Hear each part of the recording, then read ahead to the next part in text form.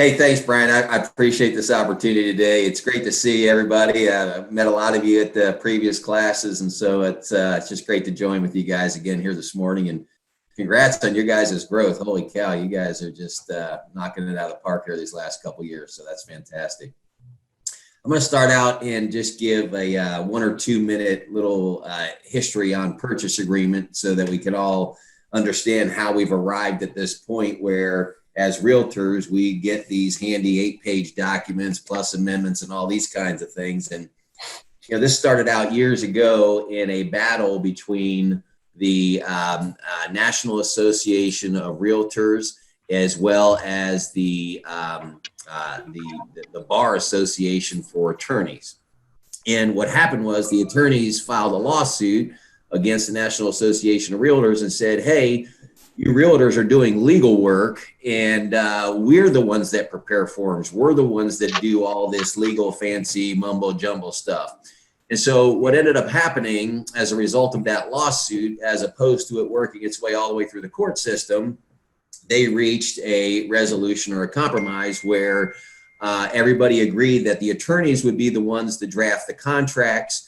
They would put blanks in certain parts of the contracts, and that realtors would be able to fill in the blanks. And so that was the compromise reached, and that's how forms became created as they are, and that's why we have state forms now. So all of the forms that you guys utilize, they are all legal contracts, and the blanks that we get to fill in are to limit us to not doing, quote, legal work.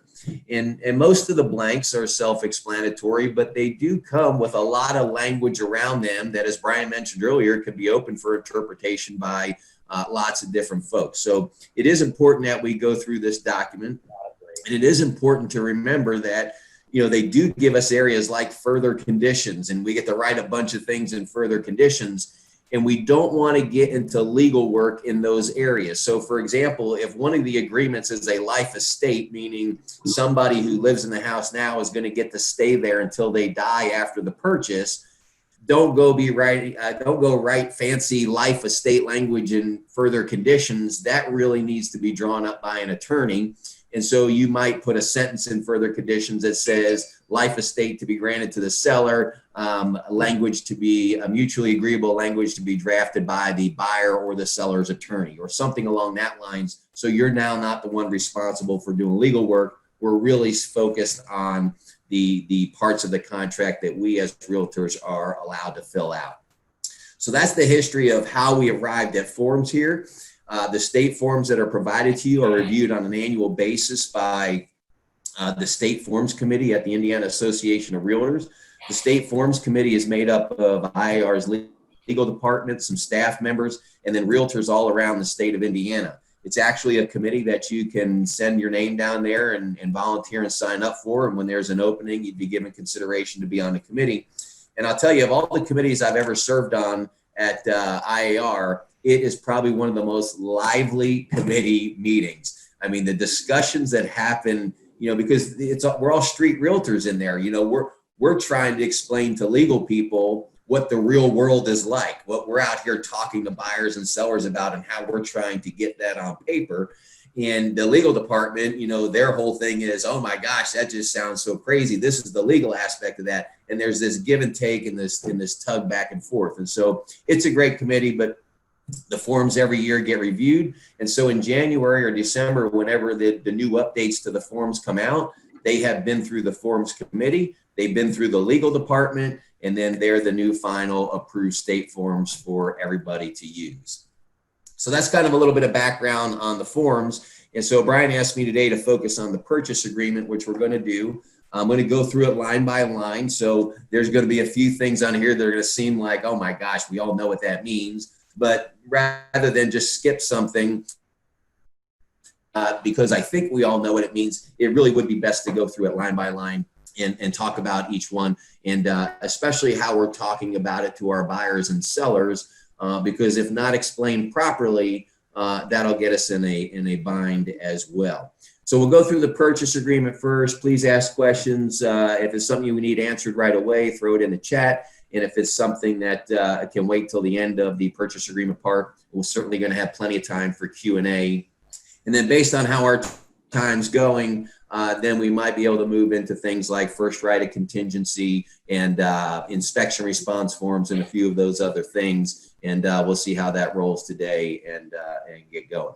So I'm going to click down here and I'm going to share my screen, which should bring up the purchase agreement. And hopefully everybody has that in front of them now. Brian, is that good on your screen? Yep. Yeah, looks good. Yep. All right, excellent. All right, so here we go. Obviously at the top, you've got the listing broker and selling broker, opportunity to put the company's names and the agent's names that are going to be working on this purchase agreement. Gives you a chance to put the office code and individual code for each realtor. This purchase agreement is for improved property. As you guys know, there's an opportunity for unimproved property purchase agreements, commercial purchase agreements, all those kinds of things. Today, our focus is going to be on the improved purchase agreement for residential property. Hey, Paul. All right. Hey, Paul. Yep. Can I?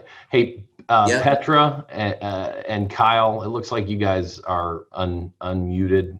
Can you guys please use your microphones? We're getting some feedback. It looks like we're getting a lot from you, Petra. Thank you. Okay, go ahead, Paul. Sorry about that. All right, no problem. Thank you very much. Okay, so there's a really important sentence on here right at the top of the purchase agreement that says, for use only by members of the Indiana Association of Realtors. I cannot tell you guys how many times I see where friends or family or somebody says to a realtor, hey, can I just use one of those purchase agreements? I'm just doing a quick deal over here. And people have literally handed out these forms to allow people to use them to use agreements. Do not ever do that. You could get in a lot of trouble at the association level for doing so. So please do not do that, ever give out this form. It is for our use only. Next line item is the date. It's the actual date that you're writing the purchase agreement. And then on line 3, you can see there's a place to put the buyer's name and who they are and what they're agreeing to do. And then the next one is the property address. And so it gives you the opportunity for the address, the township, the county, the city, and the zip code, and then the legal description. You should fill as much of that out as the information that you know. It's information that the title company will ultimately utilize to start doing their title work. And then you jump into line 11 here, and it really drops in a big paragraph of things that stay. And a lot of times this gets glossed over by realtors when they're presenting offers, because we jump right to line 17 that says, and the following, because we're interested in what people are specifically asking for. And a lot of times you'll see in there things like the refrigerator and all those sorts of things. But line 11 through 16 really lays out a lot of other things that are staying and should be staying with the property that, if not paid attention to, people might try to take with them. So let's touch on them real quick here. Electrical and/or gas fixtures, heating and central air conditioning equipment, and all attachments thereto, built-in kitchen equipment. The built-in is really important. That doesn't just apply to kitchen equipment, that applies to anything. If you have built-in shelving, the built-in shelving stays in a house. Sump pumps, they remain. Water softeners. It's really important that you have a discussion with your sellers as to whether their water softener is owned or rented. If it's rented on there, please make sure that you let the buyer know that, because they're putting in here that the water softener stays, and the understanding will be that you own it. So spell it out differently if it is a rented a water softener. Water purifier, fireplace inserts, gas logs and grates, central vacuum equipment, window shades, blinds. I can't tell you how many times people, they're looking at the handwriting part or the typed in part, don't see the blinds, and they walk off and take blinds with them. Curtain rods, the same thing. People love to take curtain rods because it wasn't, quote, written in the purchase agreement. Well, it is. It's in this paragraph. Drapery poles and fixtures. So what that is covering there, the curtains themselves, take the curtains, leave the rods, leave the poles, leave the blinds. Ceiling fixtures, ceiling fans is another thing people like to take. Towel racks, we had that last year where some folks took the towel racks out of every single one of the bathrooms. including the towel bars, storm doors, windows, awnings, TV antennas, wall mounts. This is another popular one that people get in trouble over. A lot of times people will yank the wall mounts off and then they leave these huge holes in the walls when they leave. Cannot do that unless you have that in an agreement with between the buyer and the seller. The wall mounts stay. Satellite dishes stay. Storage barns stay. All landscaping stays. There are some people very passionate about their landscaping. You'd be amazed at what they want to take with them. Cannot take it with them. It stays. Mailbox, garage door openers, and controls. The next line, number 17, this is where it gives you an opportunity to fill in a few of those other items that might stay. There might be some bar stool at the kitchen counter or at the kitchen island that really match well, and you want those bar stools to stay. This would be the place to put them in there.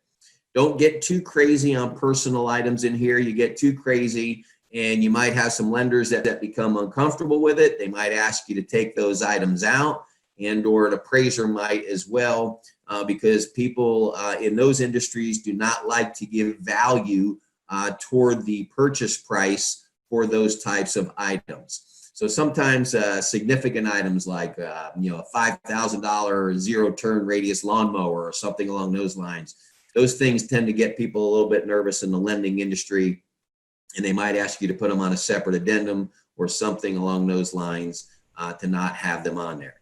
It also has the opportunity on line 19 for an exclude, and in the excluding situation, you might have something in there where you're saying, hey, we don't want this item, you can take this item, or whatever that case might be. And so that's no issue at all to do it that way, to exclude items.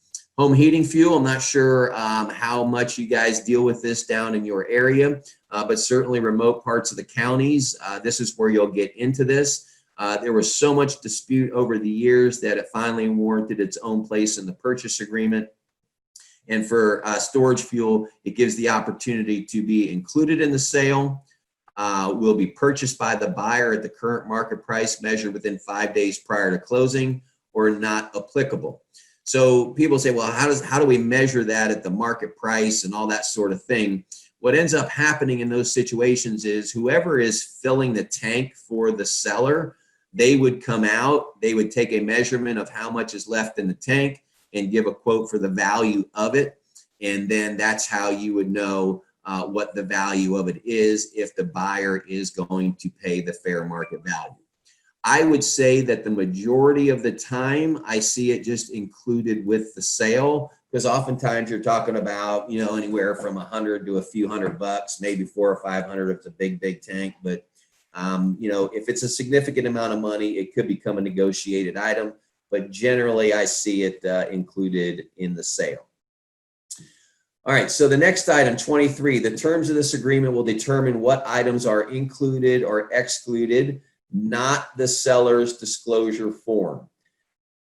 All right, so I'm going to touch on this seller's disclosure form without going through the form for a second, because it's a very important part of this process and the purchase agreement. So the sales disclosure form itself, you're going to have your buyer look that over and they are going to sign it. The thing that's very important to understand about the sales disclosure form is that it is not a warranty of any type for a purchase agreement. It also does not hold a seller to leaving something behind because they marked on the sales disclosure form, for example, that the refrigerator is not defective. Just because they marked it's not defective, if the refrigerator is not written in here on line number 17, the refrigerator is not staying.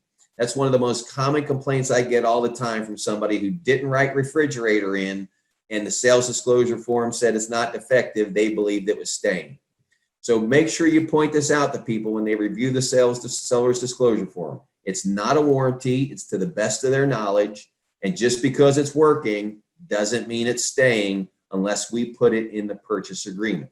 The contract that you're doing here, this purchase agreement, is what will drive what stays and does not stay with the property.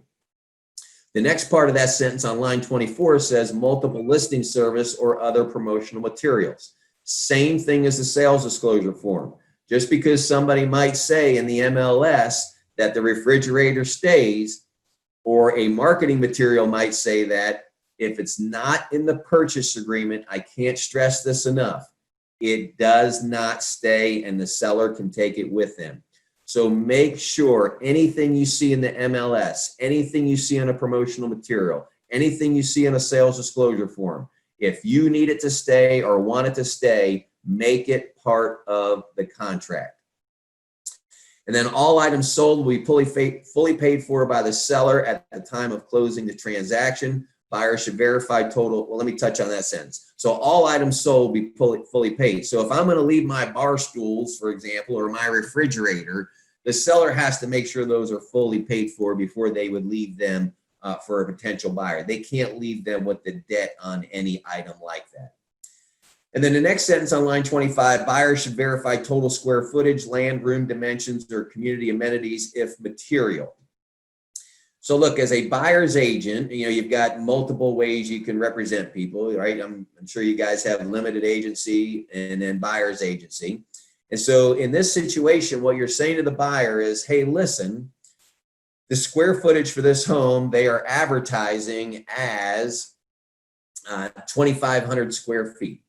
If this is really important to you and you want to verify it, you are certainly welcome to verify it. They can verify it through county records. They can verify it by taking their own measurements. However they want to do those sorts of things, there's lots of ways to verify these different things.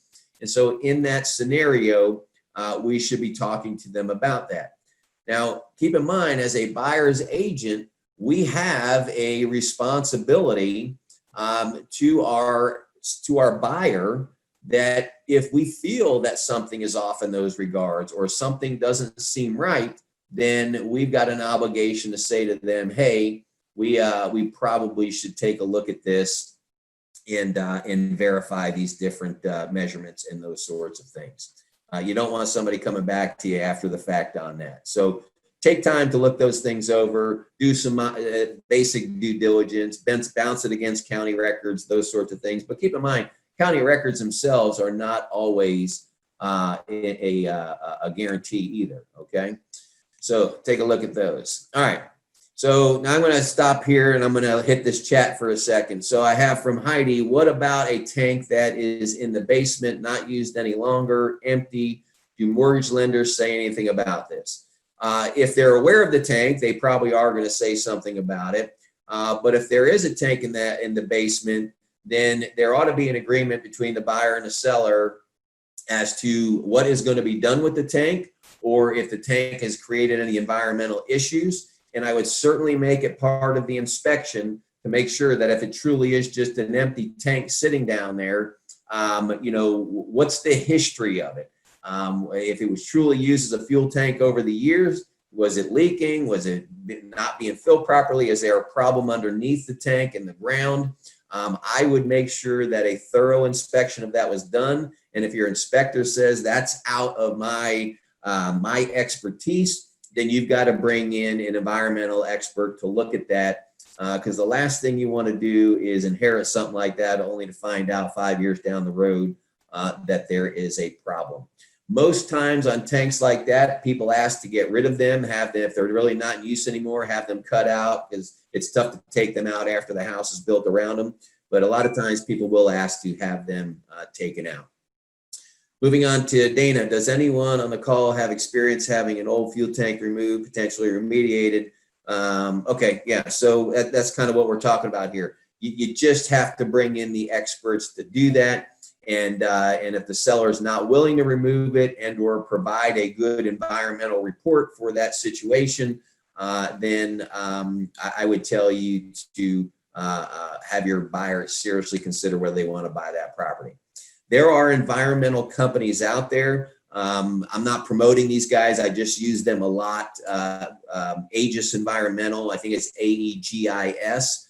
Anytime we have any environmental issues, I like to call them and lean on them for their expertise. And I think there's another one. I think their name is Altwitz, is the name of another. There are environmental, get in these situations, you can call them up on the phone, get some input or get some advice from them as to what they think the seriousness of that issue is. All right, so I'm going to move on from there now, and we're at line number 28. Price, buyer will pay the purchase price of, and then obviously this is where we're putting how much we're offering. Line 29 goes on to say, if the buyer obtains an appraisal of the property, this agreement is contingent upon the property appraising at no less than the agreed upon purchase price. If appraised value is less than the agreed upon purchase price, either party may terminate this agreement, or parties may mutually agree to amend the price. This is another area where people get really caught by surprise. The buyer can terminate the agreement if it doesn't appraise, even if the seller is willing to drop down. So if we write an offer for $150,000 and it appraises at 125, and the seller all day long is willing to come down to the 125, if the buyer doesn't want it at the 125, they can terminate this contract. And a lot of people say, well, how or why is that? That's not right. The seller was willing to sell it to him for that price. The reality of the matter is the buyer has every right to terminate it as much as the seller. And that's based on the fact that the buyer felt like they were buying a property that was valued at $150,000. It's not valued at that. And so when it's not valued at that, I'm a buyer. I don't want to buy a $125,000 home, so I'm out. So just keep that in mind. All right, in the chat, I've seen in the PA that they write in includes all items listed in the BLC number. Is that sufficient, or should all items be listed separately? And Brian, I agree with you. List the items. It's just too, to me, that's an easy out to say all items listed in the BLC. People can go in and edit the BLC. I understand there's history, but just remember the BLC at the bottom of every BLC sheet, it says at the bottom, this information not guaranteed. So just be safe. I tell my agents all the time, if you want it part of the contract, write it in the contract, and that'll be much, much safer for you. Hey, all right, so yep. Hey, Paul, just real quick, we had a discussion about this in your last training class that you did on the item about the appraised value, where it talks about the buyer, either party can terminate. And a lot of people, we had the discussion afterwards that what a lot of people don't realize is the seller can also, I'm trying to remember the exact discussion that we had, that when it says either party, it's like if it comes in low, the buyer can terminate, even if the seller comes back and says, okay, we'll be willing to sell it to you, correct? Absolutely. So generally, the buyer is going to get the first shot at whether they want the property or not, because the buyer is going to be notified first that the appraisal came in low. The seller doesn't even know that. So the buyer could get the appraisal at 125 and say, you know what, I'm out, and send over the mutual release with the appraisal at 125 and say, I'm out. And the seller might be like, wait, I'll sell it for you for the 125. Doesn't matter. Don't want it. I'm out. And there's nothing you can do about that. Okay. And vice versa. You could go back to the seller and say, hey, you want to sell it to me at the 125? And the seller says, nope, I sure don't. Thank you very much. Here's the mutual release where we believe that's a bad appraisal and we think we can still get our 150 for it. They got the right to walk away at that time too. Either party has the opportunity to walk away, or both parties have the opportunity to come to an agreement. And they would get their earnest money back too, correct? Yeah, absolutely they would. It's because the purchase agreement says on there that it's contingent upon the property appraising. Thank you. Yep. All right, speaking of earnest money, thank you for that segue. So line 34. So this has changed a little bit over the last few years to where, it used to just be a hard set, within 2 business days. You would get the earnest, you'd get the earnest money submitted right away, and then within 2 banking days, it had to be deposited. So now it gives you a time period to spell that out. And so it says buyer submits blank, which is however much earnest money. Let's just use $500 for today. Buyer submits $500 as earnest money, which shall be applied to the purchase price at closing.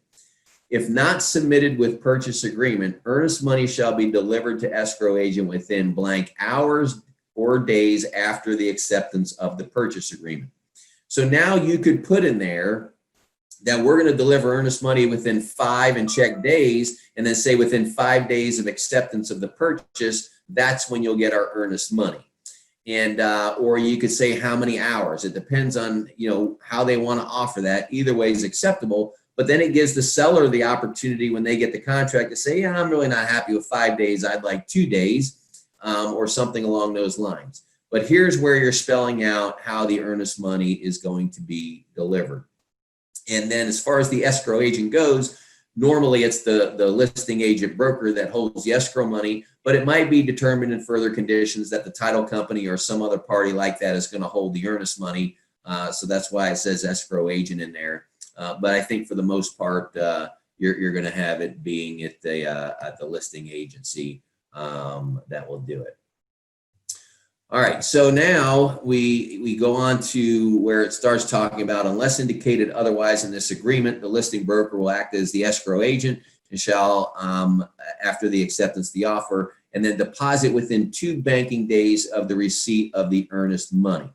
So if I have 5 days in there to receive it, I get it on that 5th day, I have 2 banking days to get it deposited. They'll deposit the money in the escrow account and hold until the time of closing the transaction or termination of this agreement. Earnest money shall be returned promptly to buyer in the event this offer is not accepted. If buyer fails for any reason to timely submit earnest money in the contracted amount, seller may terminate this agreement upon notice to buyer prior to the escrow agent's receipt of the earnest money. So there's a lot in that section. So let's talk about this. If you have in here that you have 5 days to deliver the earnest money, and on the 6th day, the earnest money is not there, the seller can terminate the contract. The seller can say, hey, you said it's going to be here in 5 days. It wasn't. I'm terminating this contract. I'm moving on to somebody else. The seller could say, hey, no problem. You didn't get to me in 5 days. You need another day or 2. No problem. I'll give you that extension. And they could offer an extension for the earnest money. That's not a problem either. The timely submission will be whatever the buyer offers will be considered the timely portion. So if I say I'm going to get it to you within 24 hours, I got to have it to you within 24 hours. That's my timely submission. After that, the seller is certainly within their rights to terminate a contract. Another big thing on this earnest money that I want you to understand is that earnest money is it's not the consideration of the contract. It's liquidated damage. And it's really important that you understand that, because here's what you're going to find sometimes. You're going to have somebody write an offer. They've got 3 days to submit the earnest money.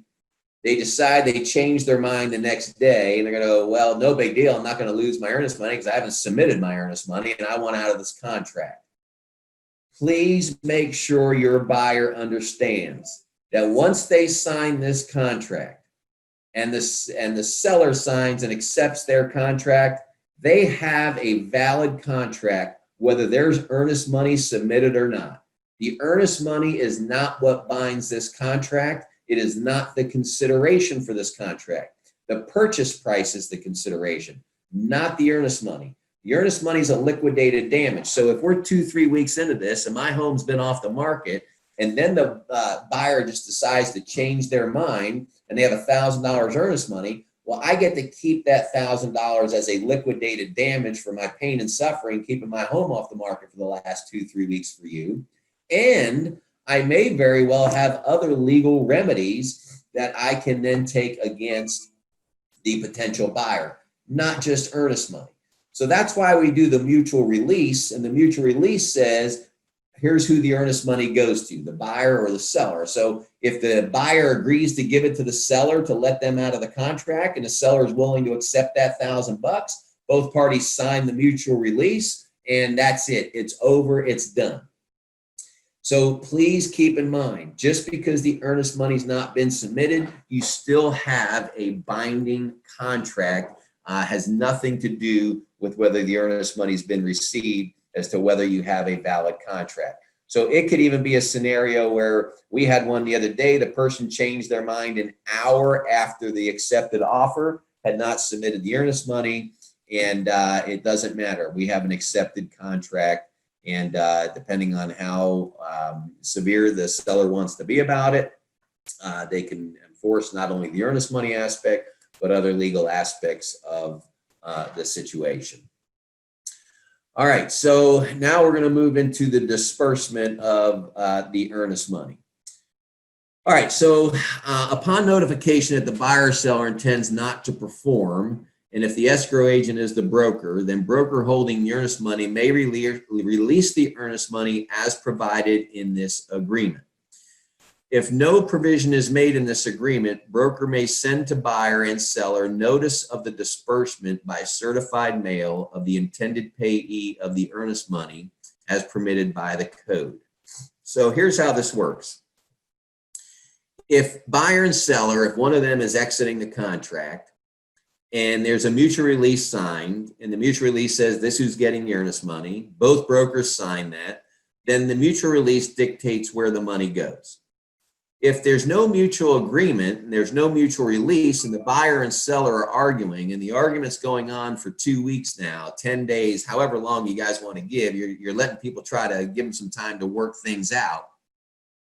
If they can't work it out, then I, as the broker, am going to say, the managing broker, I'm going to say, okay, here's what we're going to do. I'm looking at this situation. It's my opinion that the seller should retain the earnest money. And so I am going to send a certified letter to both the buyer, the seller, the buyer's agent. Everybody's going to get a certified letter. And it's going to say, within 60 days, I plan to release the earnest money to the seller unless there is an agreement reached prior to that 60 days between the buyer and the seller, or I'm ordered to do something different by the courts.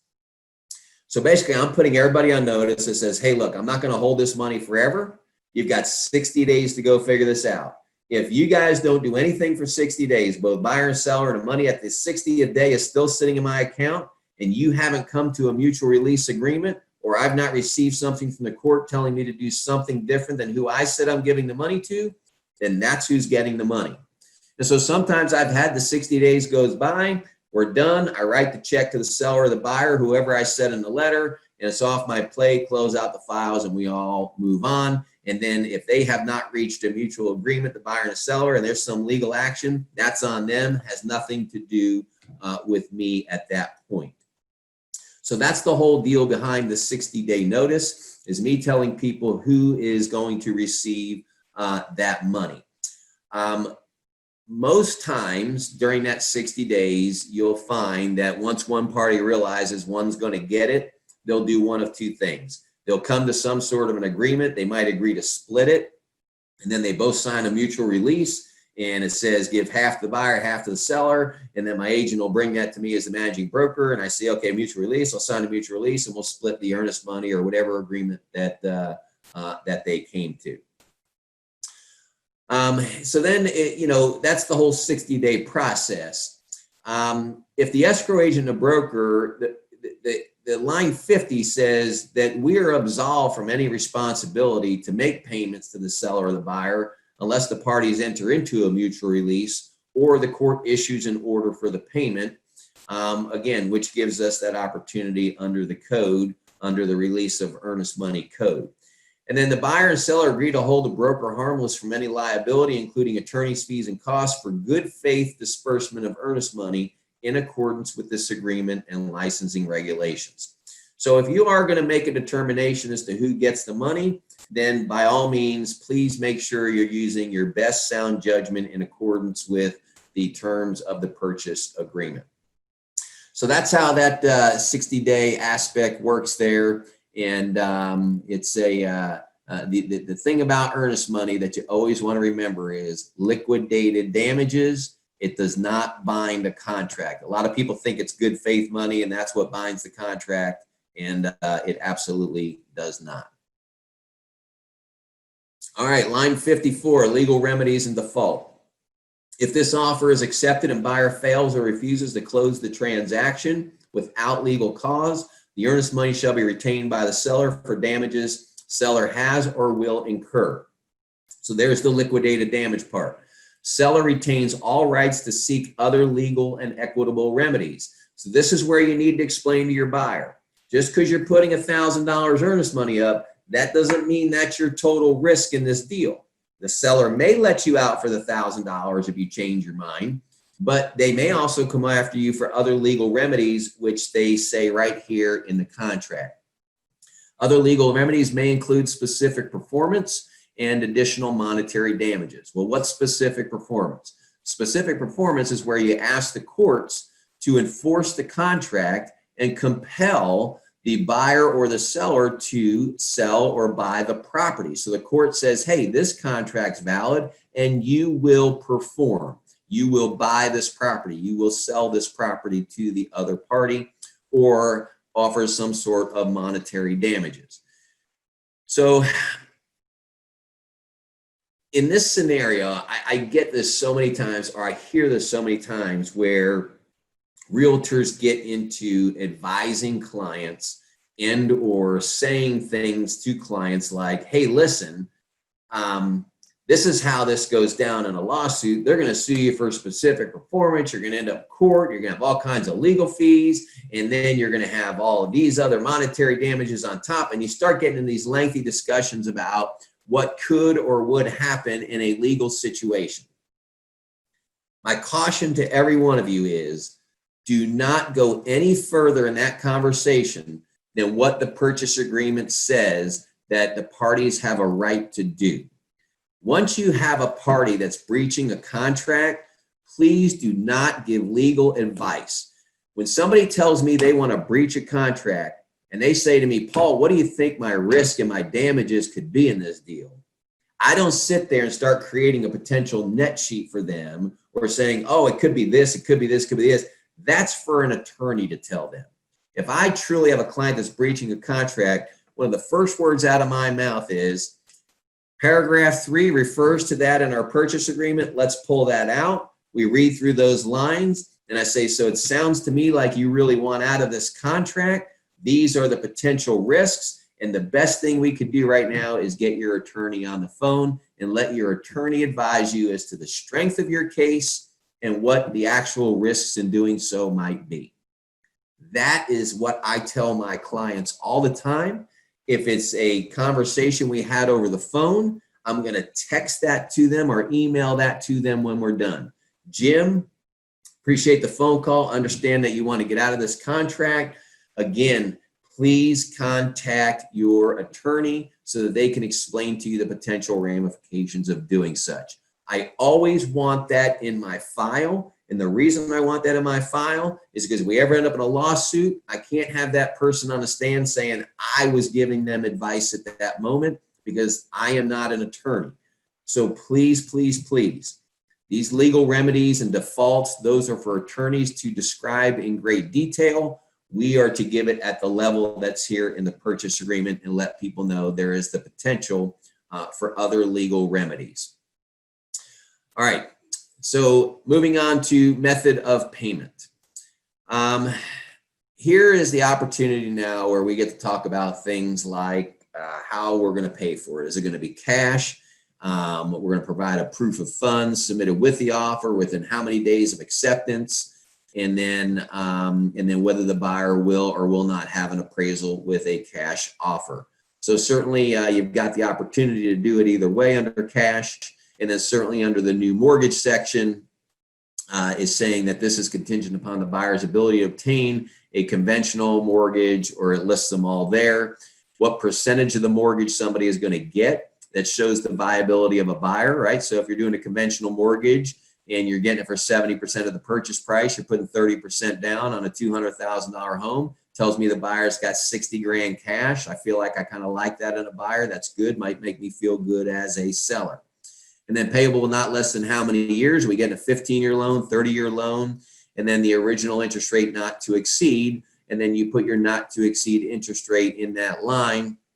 And then if they are going to use points to buy down, you can put a not to exceed number of points as well. So in this market, interest rates are pretty low. But I would tell you that with all the craziness going on out there, there have been times in the last, just go back and look at the last 18 months of interest rates, and you can see periods of time where our interest rates have moved anywhere from 20 to 25%. There was a time, I would say it was about a year ago, might have been a little more, where interest rates actually got up over 5%. So if you remember that short blip in time when interest rates peaked over 5, it was a very short period of time, but it also happened very, very fast. And I'm not going to get into all the details and the behind the scenes stuff as to how or why, because of the bond markets and all those kinds of things. That's a whole nother session we can get into. But the reason that this is in here is if the market conditions are changing as such and things are going really fast, you could see quarter, half point, full point swings in interest rates literally within a 1 week period, a 2 week period. Look at the swing we had here when the COVID crisis started happening. We were at around 4 1/8. And I had one of my team members literally within a week refied their house at 2.7 or 2.8%. Because the markets went crazy during that time. You remember the stock market was crashing, the bond market was going crazy. So that's how important this line is. A lot of people overlook it, but if you put not to exceed and you put that, right now we're in high 3s, low 4s, depending on who you're with. But if it moved over that not to exceed, then as the buyer, you've got a right to get out of the contract. And if that's not explained right, and a seller says, oh my gosh, yeah, interest rates jump, but I didn't know they could get out because of that, that's what that's all about there. So pay attention to what's going on in the marketplace, what interest rates are doing. Are they moving around a lot, and are they moving around fast? And if they are, it's really important what you write on that line. If they're not moving around fast, you're in a quiet period of time, you might pick or choose a little bit different, how much room you give in there. And people ask me all the time, how much room should you give? Well, that's a conversation you really have to have with your buyer. If your buyer thinks they're getting 4% and you write 5% in there, are they really okay at the 5%? I mean, that's a 25% increase on a mortgage rate. So if you're going to write 5 in there and during that 30-day period, something goes crazy and it jumps up to 5, they're still obligated to buy it, even though the interest rate went up, which means their payment went way up. And are they still going to be able to afford that? So very important part of a conversation to have with a buyer there on that interest rate line. And then line 72, any inspections or charges which are required to be made and charged to buyer or seller by the lender, FHA, VA, or mortgage or insurer shall be made and charged in accordance with their prevailing rules or regulations and shall supersede any provisions of this agreement. So any fees that are charged in these loans, unless it's called out differently, such as the line above that, line number 70, where it says buyer shall pay all costs of obtaining financing except. So the reason I read 72 first was if you don't put anything in 70, just understand the prevailing rules is what will apply to all of those loans. So who pays their own costs, prepaids and closing costs and all those sorts of things, whatever the rules are for those loans, that's who will pay them. But if you jump back up to line 70, that's where you can put in there, except seller shall pay up to $3,000 in buyer's prepaids and closing costs, for example. So now what we're saying is, doesn't matter what the rules are below, we're saying that the seller will give this $3,000 toward prepaids and closing costs. I always put in there up to, I use the language up to 3,000 or whatever the number is. Because it might only be $2,800. And if we say it's absolutely 3,000 and you don't have 3,000, then you get into a situation where we're trying to figure out what to do with this $200 or we have to do some sort of an amendment to the contract. So I always say on the up to. Looking at the chat here, it says on the internet rate line, on the interest rate line, I'm sorry, not the internet rate line, the interest rate line of agents just write in best rather than a number. Does best have a legitimate meaning or should we definitely be writing in a number value? As far as best goes, I really don't have a strong opinion one way or the other. To me, it's vague. It leaves too much room for interpretation. If I write best, well, am I really going to be happy if interest rates did do one of the crazy things that I'm talking about that's happened twice in the last year? Am I really, as a buyer, going to be happy if my interest rate jumped a point during this 30 days? Because guess what? That's the best rate available at that time. And so I'm stuck with that. So really, it's a conversation you have to have with your buyer is you tell me where your uncomfortable level is as far as interest rates go.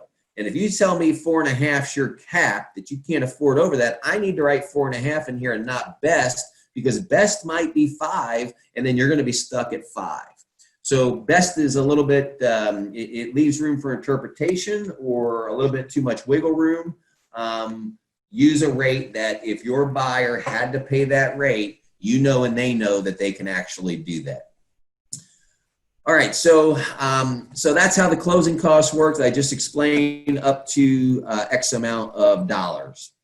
And I also include in that prepaids and closing costs. Make sure you use both those language, because a prepaid could be some sort of a prepay on insurance or taxes and those sorts of things. And it just gives more opportunity to put dollars toward those to help a potential buyer get in the house.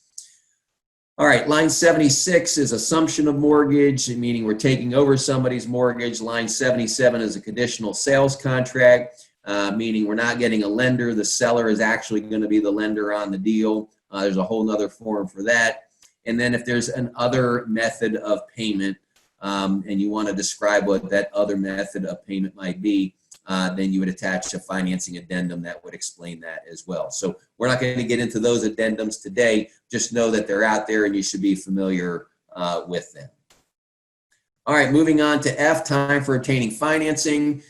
Basically, it's within so many days of the acceptance to make application is line 81. So I would tell you guys, and I'm sure you're experiencing this, the majority of people today have pre-approval letters. They've already made that application.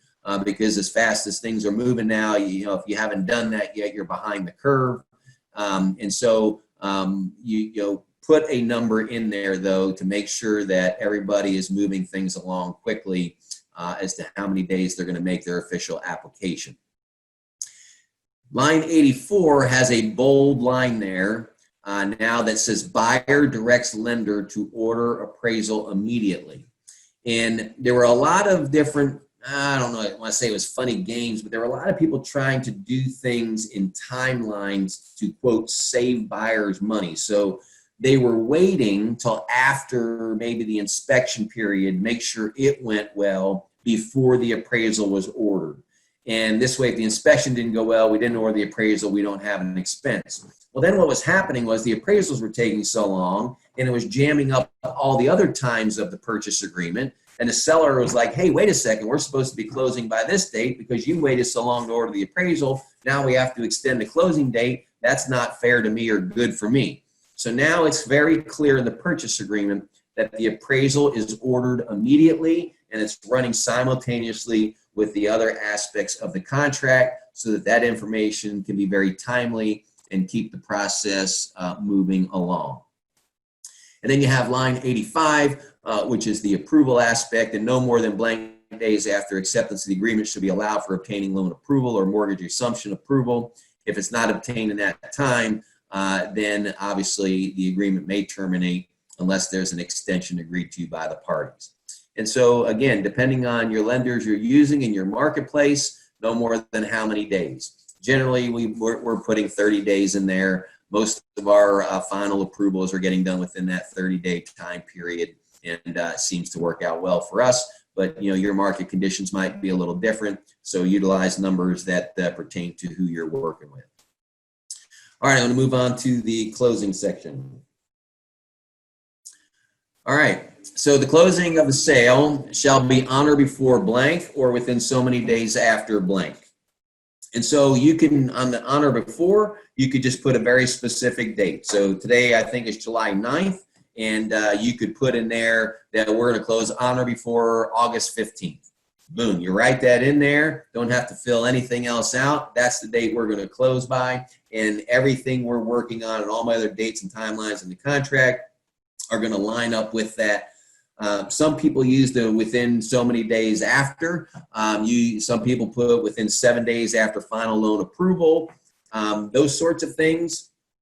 It's okay to do that. Just understand that there might be some moving pieces. There might be some moving targets. Your lender may not be ready to go that quickly. So that's why we kind of like the actual firm date in the purchase agreement. This way, the lender sees that, everybody sees that up front, and everybody knows that's the date we're working toward. And if something is going to happen with that date, we should know it sooner rather than later, and then can try to come to a mutual agreement to extend that out. And so a lot of times that's the conversation we're having with the lender when we get an agreement put in place and say, hey, Jim, Frank, Sue, you're going to be able to meet that August 15th deadline. Yep, we've got that, no problem. And especially since we're ordering the appraisal immediately, yada, yada, and then you go down through there. The fee is the settlement, the closing fee incurred or conducted in the settlement charged by the closing agent or company shall be paid by. So this is the closing fee that's charged by the title company. Gives you an opportunity for the buyer or the seller to pay it or share it equally. Again, that's probably a marketplace consideration. Here in our community, I would tell you the overwhelming majority of deals we do, the closing fee is shared equally between the buyer and the seller.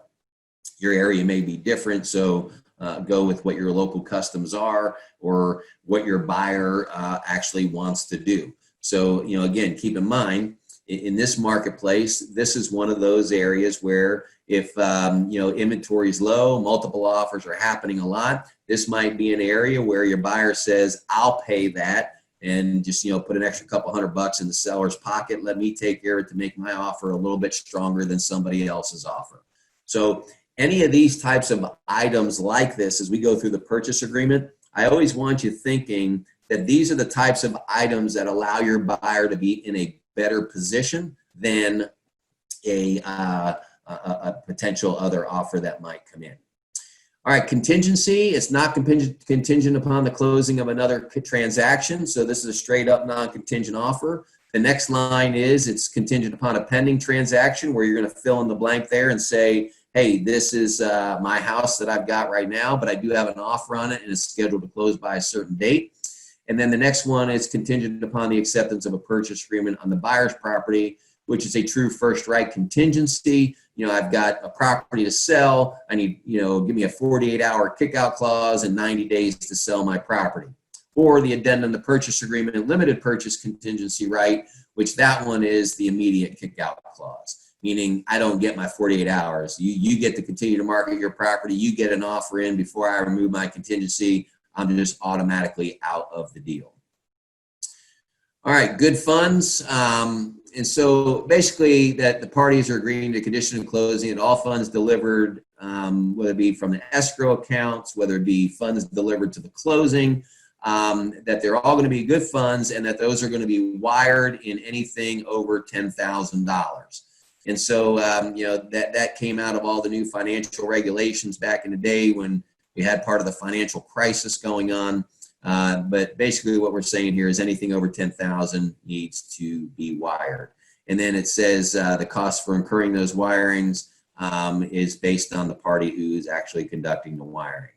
And then the next one is the wire fraud. If you receive any electronic communication directing you to transfer funds or provide non-public personal information, even if the electronic communication appears to be from broker or title company, do not respond until you've verified. So we tell our clients, you will never, ever, ever get from us wiring instructions via email. And we will not even participate in providing wiring instructions via email for a title company. Whoever is going to be handling a wire with my client, they will be put in touch directly with each other to handle that transaction between the two of them. And so they can decide if they're going to do it through secure electronic email communication, if they're going to fax, or if they're going to go and pick up the wiring instruction. If a client needs to pick up wiring instructions, that's fine. We do have wiring instructions typed up by our title company here at the office. They can come by and they can pick up a copy of those wiring instructions and take them with them. I don't have a problem with that. We will just never, ever email them or be a part of providing that electronically, because that's where the fraud happens, and we're out on that deal. All right, moving on to possession. The possession property will be delivered to the buyer either at closing or within so many days beginning the day after closing. My guess is in your marketplace that the overwhelming majority of yours are done at closing. If that's not the case, let me know, but I think in your area it pretty much is at closing. Believe it or not, in our area, a common custom is within 30 days after closing for possession. And so that's why it gives that opportunity for that within so many days beginning the day after closing. by 5 p.m. on or before, and it gives you an actual date and time that you can put in there. So if somebody wants 30 days, they can put in there that they get 30 days after for closing. These next two lines, 118 and 120, are very important. 118, for each day the seller is entitled to possession after the closing, seller shall pay the buyer at closing blank dollars per day. So here's the deal on that. If you have a deal where it's going to be 7 days after closing, they were nice enough to give them a week, you can have the seller pay the buyer rent for that week, which is what that first line is. So if the agreement is $50 a day, then you would put in there, sure, you can have 7 days, but on line 118, I'm going to write $50 in there. And what that means is you're going to give me $350 for those 7 days. If there is nothing being paid in any kind of a rent or compensation for that period of time for possession after closing, then you leave that blank. So if you're going to go 30 days after closing for possession, nobody's paying anything, you leave that blank. The next line item is on 120, seller shall pay buyer blank dollars per day as liquidated damage until possession is delivered to buyer, and buyer shall have other legal equitable remedies available against the seller. This is the one that you must fill out for your buyer for the liquidated damage of how much per day if they don't give the property to you when they're supposed to. So if you're giving me possession at closing, we close on the property, you don't hand me the keys, we have a problem. You're going to start paying me whatever's on that line item per day. So in this case, if you put $100 per day in there, then every day that goes by after closing, you're adding that up, and that's how much in liquidated damages people pay. This is where a lot of people like to get real squirrely or funny. A buyer will look, or a seller will look at this line and say, oh, okay, you put $50 a day in there. Oh, big deal, my movers are jammed up and I didn't get the house where I wanted to be, or I didn't get the pack quick enough. And so I'm just going to take a couple extra days and I'm going to give you your $100, and that's worth it to me, $100 to have the house for 2 more days. And they think that's just perfectly fine. And your buyer's frustrated and says, holy cow, $100, that doesn't quite get it. Please make sure you explain the rest of that sentence to your seller when they cop that attitude. It is liquidated damages, and all other legal remedies are still available. Meaning, yep, you're going to give me the $50 a day, all right, but guess what? The moving truck that I had lined up with all my furniture on it that is now going to sit there for the extra 2, 3, 4 days that you took to move out, and they charged me $1,000 for that. Guess who is going to pay that $1,000? Because we're going to come after you for that $1,000 as part of my other legal remedies. I now have to have housing for my family for that 4 days. We stayed in a hotel. That is another legal equitable remedy. I had to feed my family in restaurants during those 4 days. That's another potential legal equitable remedy. So again, you get into these situations, you get the attorney on the phone, attorney can explain all the legal and equitable remedies that are available. What I'm sharing with you is to give you guys an idea here that it's more than just that simple $50 a day. Don't ever let your seller just believe that's the case. It is more than that. Maintenance of the property, basically 122 says you have to maintain that property in its present condition until possession is given. And the seller must and shall, not must, shall remove all debris and personal property not included in the sale. So people ask me all the time, hey, Paul, I walk in the house, there were 10 bags of trash throughout the house, and they didn't take it with it. Guess what? You did not deliver possession. So guess what? You go back up to line 120, and you're paying whatever that amount is in there per day until that trash is removed. All right? Possession is all debris, all personal property not included in the sale is removed from the property.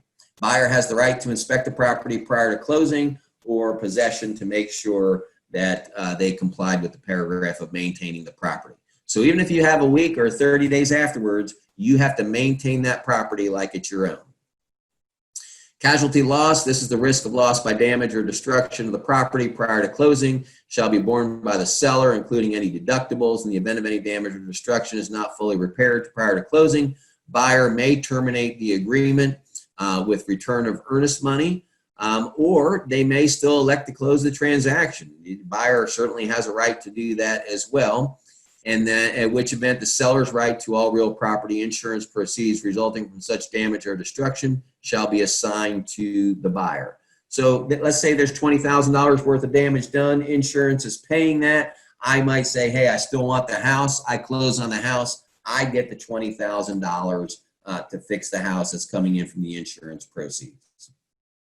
And then utilities, municipal services, seller shall pay all municipal services and public utility charges through the date of possession. All right, survey gives you an opportunity here to order different types of surveys. You can get a survey location report where they do not set markers in the corners. The boundary survey does set markers in the corners, or you can waive the survey. Any one of those three is fine, and then it gives you an opportunity to say who is paying for it. And then it basically says that the buyer waives the right to conduct a survey. The seller, the listing and selling brokers, and all licensees associated are released from any liability. So if a survey is not ordered and your buyer waives it, you're not held liable if there's an encroachment or something along those lines. A lot of times when people waive things, I like them to initial next to the paragraph, just so that we have initials that they actually saw that they were waiving something and didn't overlook that. Flood area, basically, there's properties that you can look up and see that are in a floodplain. Most times it's disclosed that there's flood insurance, but it gives you the opportunity on line 146 here that the buyer may or may not terminate this agreement if the property requires flood insurance.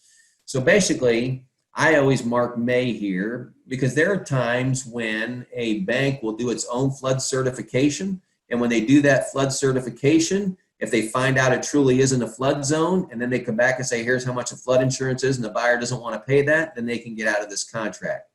That's been more prevalent in the last couple of years because the flood zone maps have changed. FEMA's really done a number on some of that. And a lot of people have been caught by surprise that they're now in a flood zone and they had no idea that they were. So I always mark may just to be careful there and make sure that I'm protecting my buyers. Building use limitations. This is where what you're saying is I may or may not be able to terminate the agreement if the property is subject to building or use limitations by reason of location, which materially interfere with my intended use of the property. Buyer shall have blank days after acceptance agreement to satisfy this contingency. So why would I use this paragraph? Let's say that I want to build a pole barn in the backyard. Well, if I want to build a pole barn, I've got to figure out if there's any building use limitations with the Plan Commission. And so I'm going to put may, and I'm going to say how many days I have to do that and explain to the seller that this is a part of my investigation of the property. Homeowners insurance, how many days are you going to apply for homeowners insurance? And then you get to put how many days in there. Please, back in the day, we used to put literally the day before the day of closing is when people would go get their homeowners insurance because it used to be that fast. You just call up your agent, they set the binder in place, they have the insurance policy there at closing for you.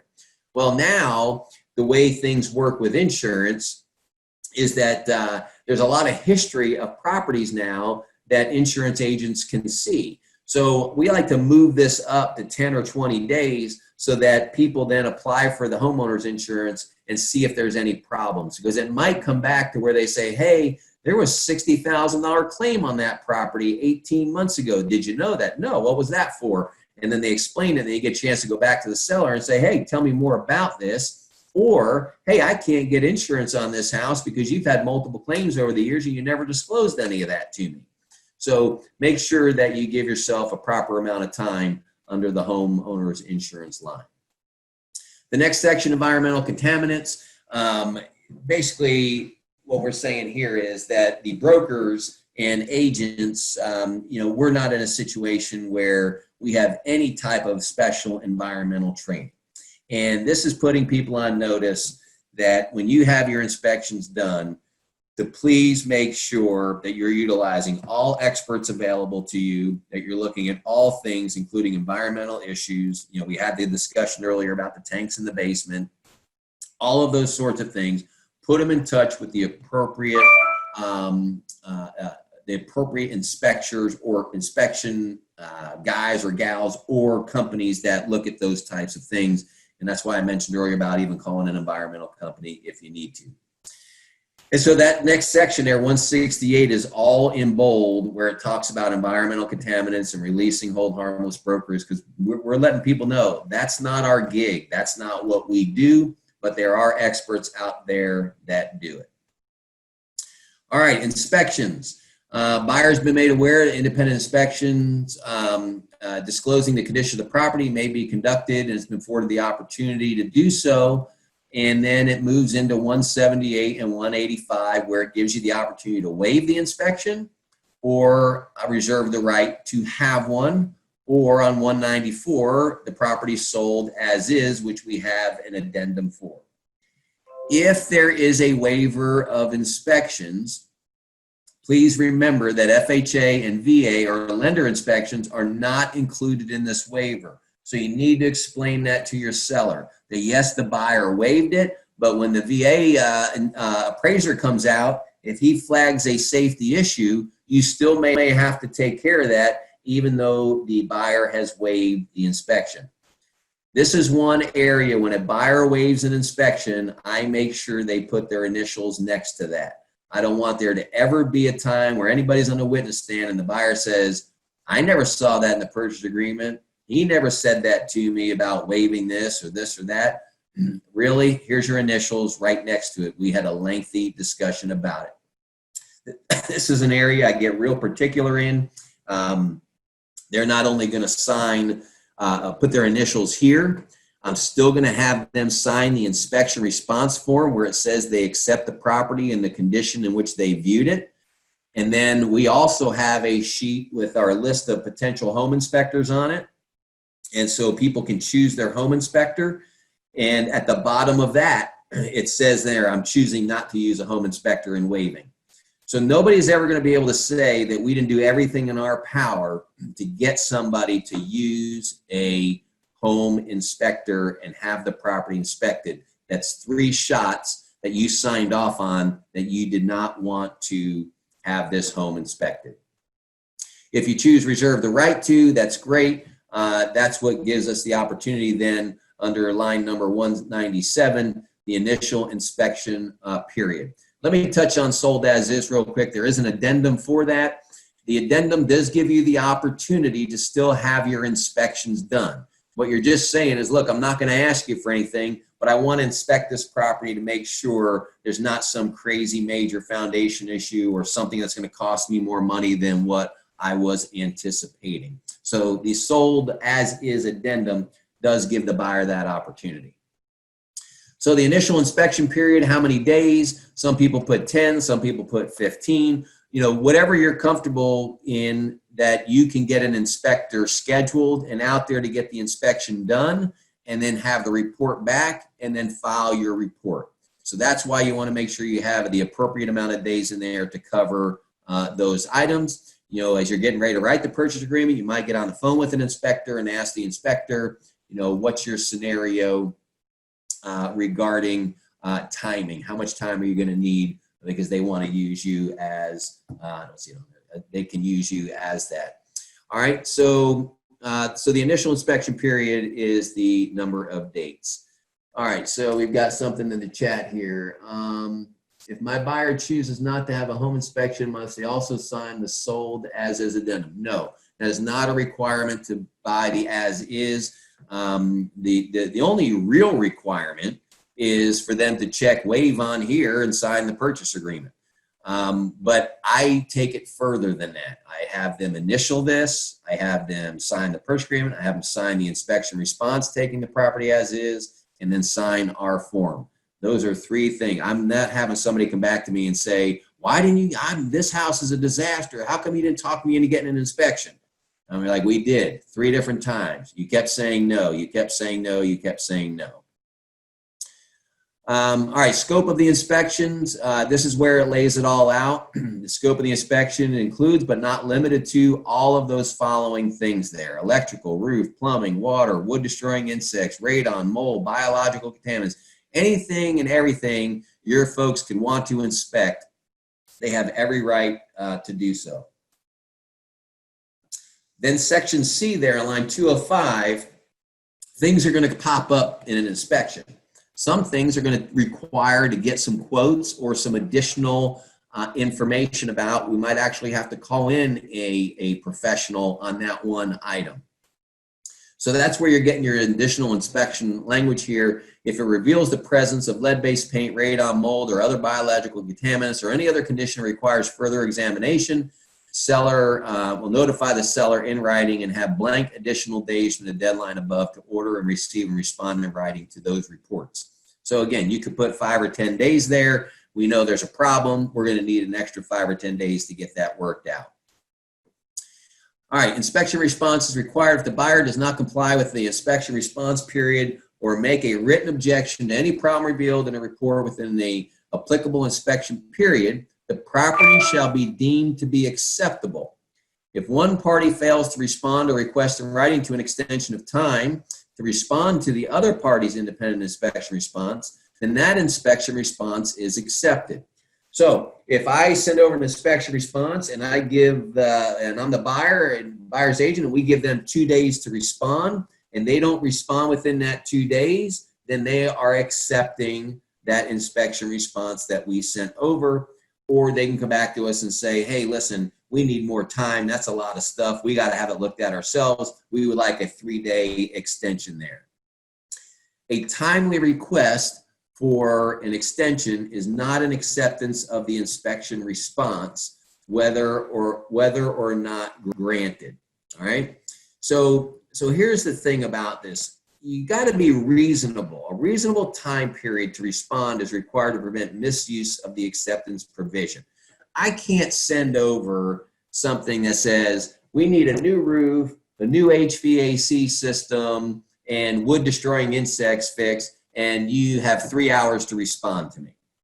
No court in the world is going to hold that up. Every attorney in the world would chew that up in a New York minute, because that's just unfair amount of time to give a seller an opportunity to understand or look at that.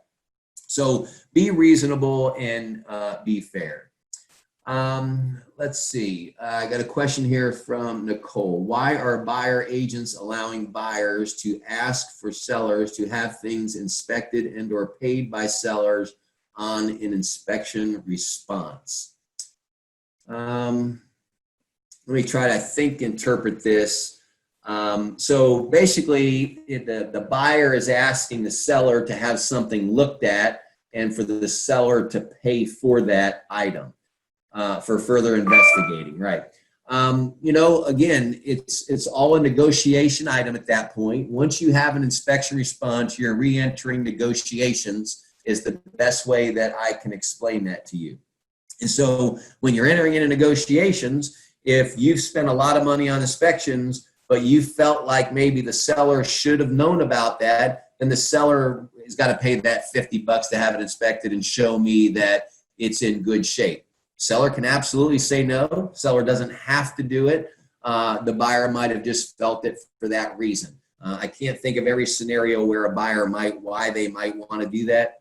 But again, just remember, in that inspection deal, you are in negotiations and the seller has every right to say no.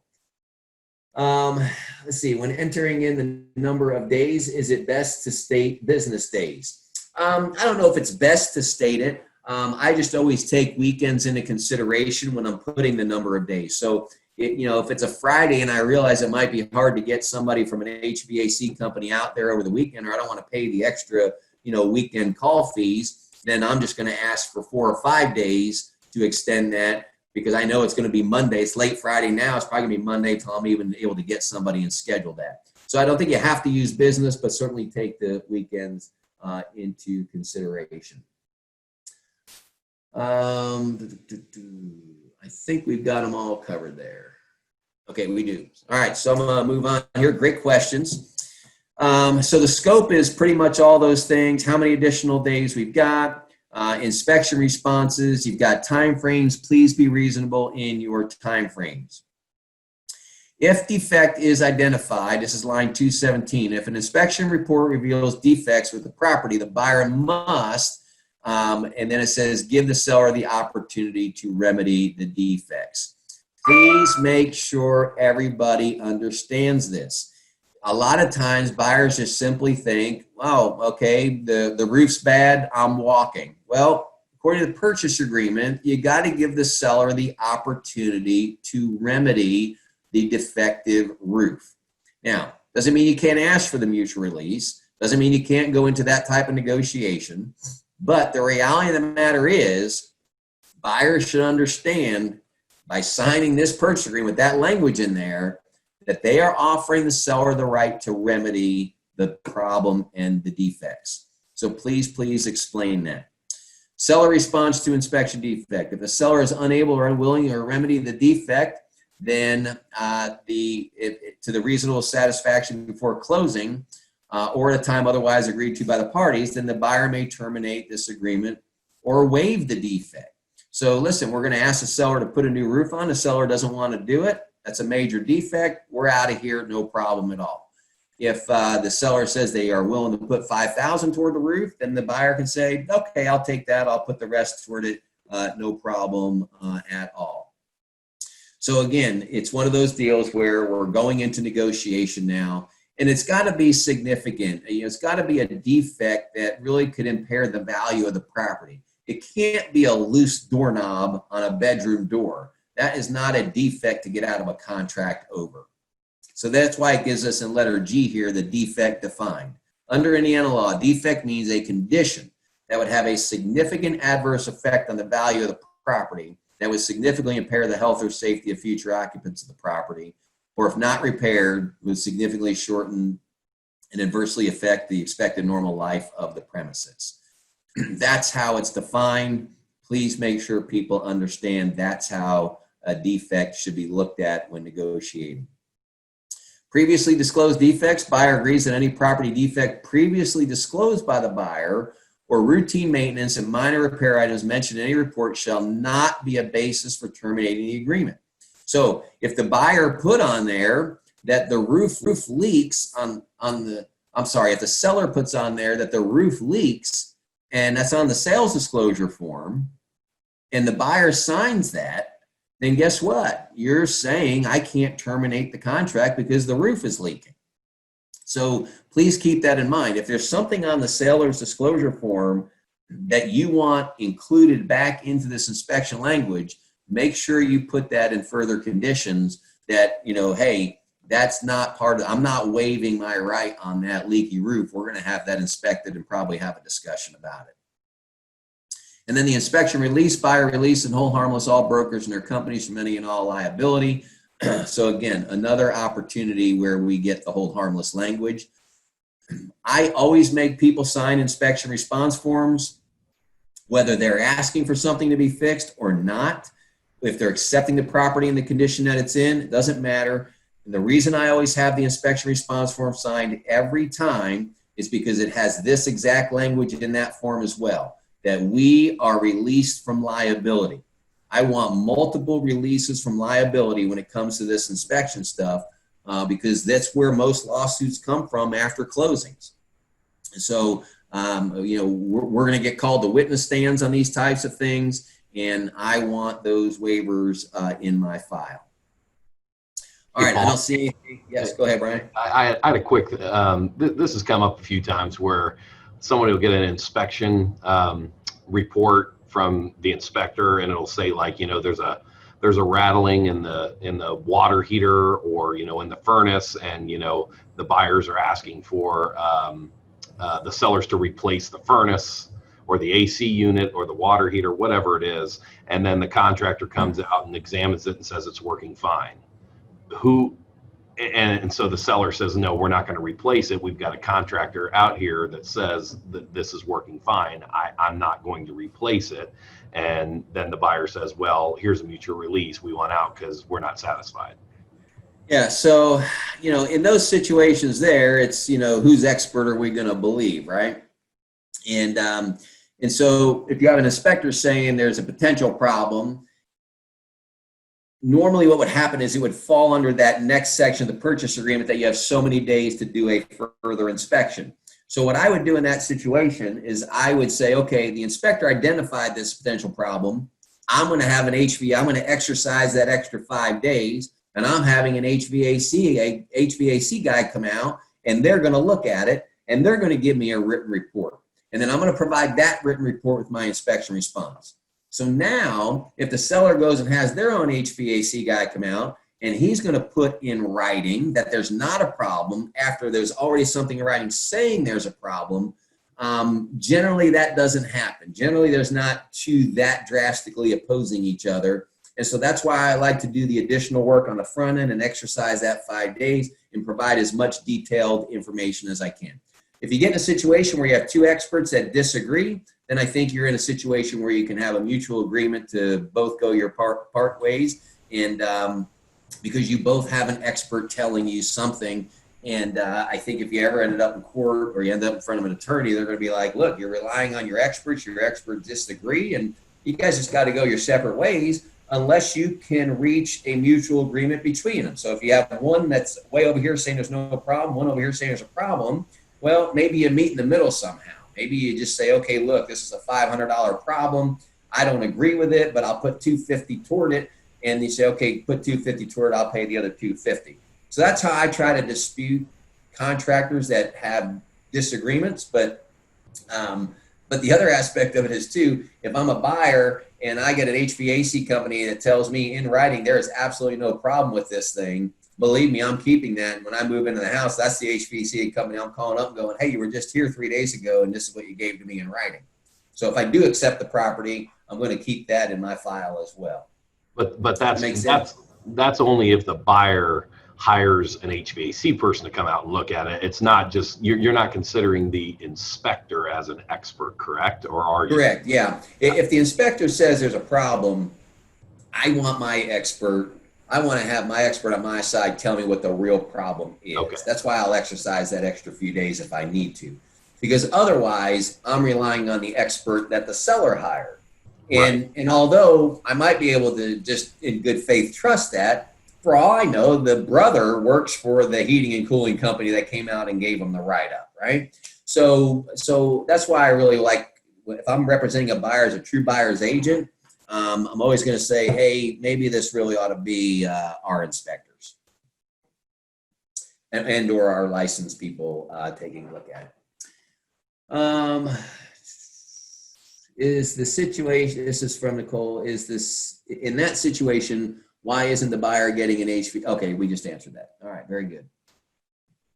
All right, next section, limited home warranty program.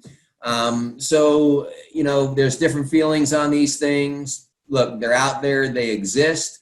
This is another one of those items where in a market where you're trying to make your offer a little bit better than others, you might put in here that you're not asking for a home warranty and, saving somebody $500 if you're trying to compete. But everybody should understand what a home warranty is. We're not going to get into them today. There's a reason why the word limited is in front of home warranty. They are limited in what they cover. So you're either asking for it or you're not on line 236, and on 237, you're saying who is paying for it. You're also disclosing that you may receive a potential fee from doing so. So the real question is, most errors and omissions companies want to know, are you offering a home warranty? And we get to answer yes, because it's in every one of our purchase agreements now. And that's really how this ended up in here, along with a strong lobby from the home warranty companies.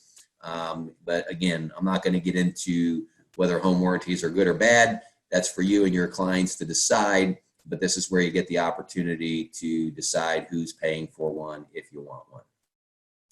Line 243, disclosures. Have you received them or have you not? And are they applicable, both the seller's residential real estate and lead-based paint? If they're not applicable, just mark that. If they are, make sure people are signing off on them. And please, please remember, they are not warranties. They are to the best of the seller's knowledge. Title approval. So here you get the opportunity to ask for a title insurance commitment for the most current and comprehensive alt-owner's title insurance policy available in the amount of the purchase price, or an abstract of the title continued to date, showing marketable title to the property in the seller's name. Seller must convey title free and clear at any encumbrances and title defects, with the exception of any mortgage assumed by buyer and any restrictions or easements that record of record, not material interfering with the buyer's intended use of the property. A title company, at buyer's request, can provide information about availability and various additional title insurance coverages. So this is the deal where you're going to get this title insurance commitment from the title company, and you go through this pretty thoroughly to make sure you're looking for any liens, judgments, or anything that's going to stand out that maybe was not disclosed about the property. This is where you might find out about an easement that nobody saw, but they found it 30, 40 years ago recorded on the property when they did their title search. So it's really important that you ask for the title insurance commitment for the most current and comprehensive alt-owner's title policy available. That's the one we always ask for. It's the most comprehensive. And then make sure you go through that. Make sure a copy is provided to your buyer. Make sure they read through that. And then if there's any questions at all, call the title company up and say, hey, I'm a little confused with what this line means, or hey, can you send me more information on that easement that it's talking about in here? We weren't familiar with that easement. And then get copies of those documents for your buyer. Line 257, owner's title insurance premium, basically who's paying for it and who's paying for the lender's policy. On that scenario there is the who's paying for it. You can check those. Just remember, under RESPA, Real Estate Securities Procedure Act, the buyer has the right to choose the title company. All right. So if they want to use XYZ title company, the buyer has the right. The seller can ask to use a different title company, but really they're just asking. If the buyer insists on it, the buyer absolutely has the right. And that's how that is done. Looking at the chat here real quick. Once inspections are completed and the seller knows of defects, do they need to update disclosure, or only if it goes back on the market? Great question. So I would, as far as updating the sales disclosure form for the existing buyer, if it's going to closing, you do not have to do that, because you have your inspection responses that where everything's disclosed and everybody's agreed to it. And then at the closing, they would sign the sales disclosure form again, right? Saying the property is in the same condition or better condition than when they listed the property. If you want to put in that box down there in the bottom left corner, I think it's page 2 of the seller's disclosure form, that a property repairs done in accordance with inspection response. You could do that just to have a consistent record, but you don't have to. If the property does go back on the market, then by all means, any of those types of major defects need to be updated on the sales disclosure form. Absolutely. All right, so moving down to line 276 on taxes. And so now we've got the opportunity to assume taxes, prorate taxes, or give a credit for taxes. So assuming the taxes is basically saying, look, I'm going to assume the taxes in the fall, or I'm going to assume the taxes next spring. And so you could put the date in there for the fall installment or the spring installment, and that's when you would take over taxes. Number 2 is the proration of taxes, which means, in Indiana, we're a year in arrears in taxes. And so basically, we're in a scenario where the seller would catch up the entire year in arrears, plus the amount of time that they own the property this year. And so that's how the proration is done. And we could get proration in a whole nother class and those calculations. And I'm sure Brian might have some examples he can send out to you on proration. But just remember, proration is I'm catching taxes up all the way to the day of closing. And then number 3 is for recent construction, is the seller will give a tax credit of so many dollars, because it takes a year for the property to be assessed and for taxes to be assessed. And so a lot of times a buyer might ask for $1,000, $2,000 credit to put toward taxes in that scenario. All right, I got a question here from Lisa. If the listing sheet says that the preliminary title is done by a certain company, does the buyer still have the right to change that company if for some reason they wish to use a different one? Yeah, I think if it's in the listing, listing agreement or listing sheets, you can certainly. Oh, okay, I see what you're saying. So the seller is saying, hey, I've got title insurance done already here, preliminary title, it's already done. Can the buyer say, that's nice, thank you, but I still want to use this title company? The answer is absolutely yes. They can absolutely ask to use a different title company, even though preliminary title was done. Great question. All right. Line 286 on the taxes, just always remember they're using the most recent and current year taxes that are currently billed, that are certified, and that's what's going to be used at final settlement. So if taxes go up after closing, it's what's available at that time. And then it also gives the warning about the succeeding year tax bill for recently constructed homes because the assessment takes a while to happen.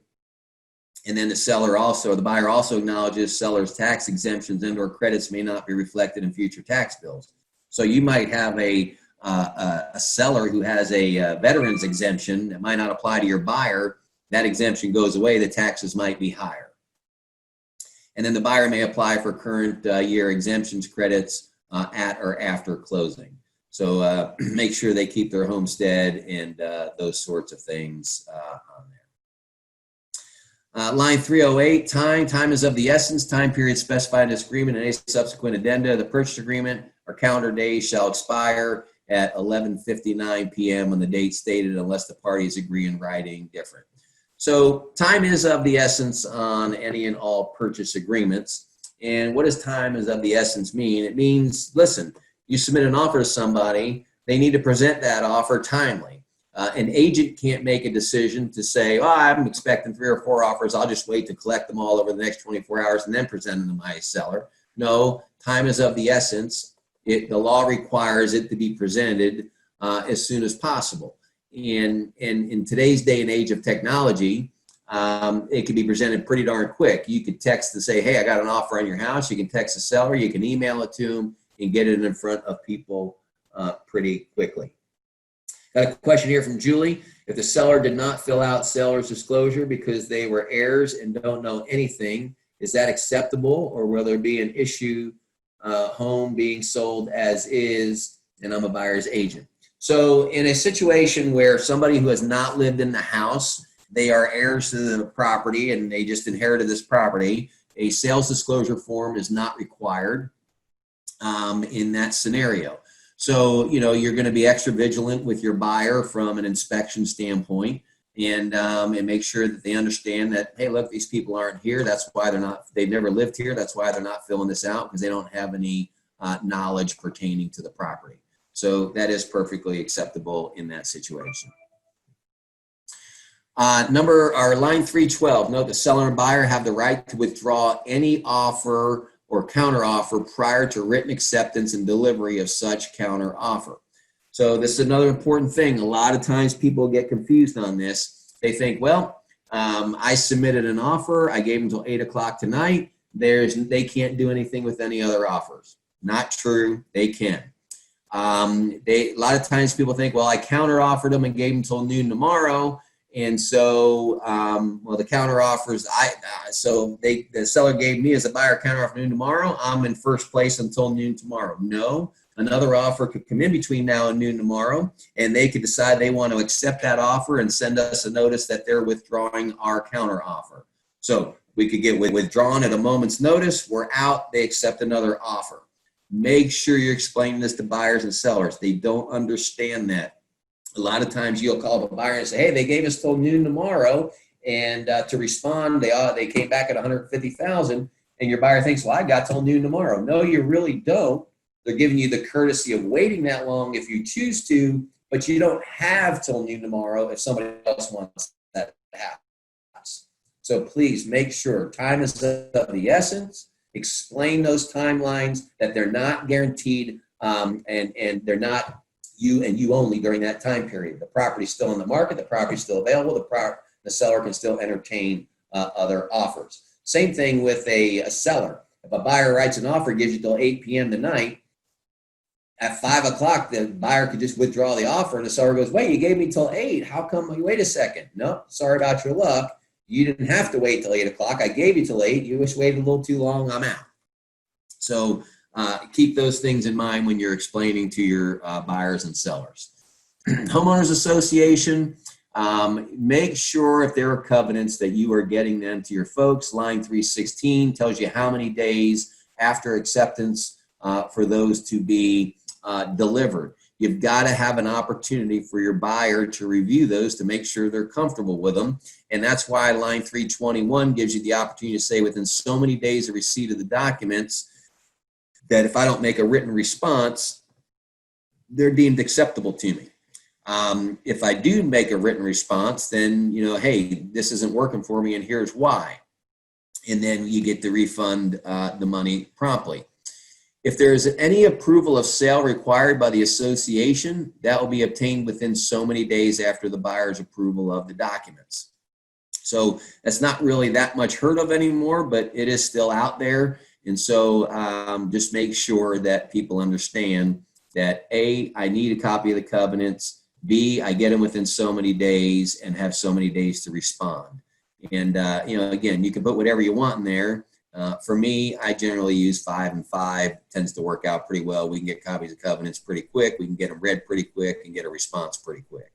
Hey, Paul, I've heard conflicting things on this, but if the listing agent attaches the covenants to the BLC, is that considered delivered?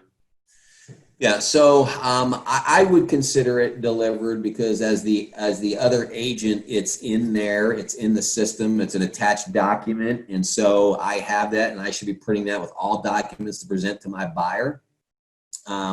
But I would also, if I'm going to attach them in there and consider it delivered, what I'm going to do as a seller's agent is that if this condition comes in the contract that I have so many days to deliver them, I'm going to shoot an email to that other agent and say, hey, by the way, you asked for the copy of the covenants, they're in the MLS.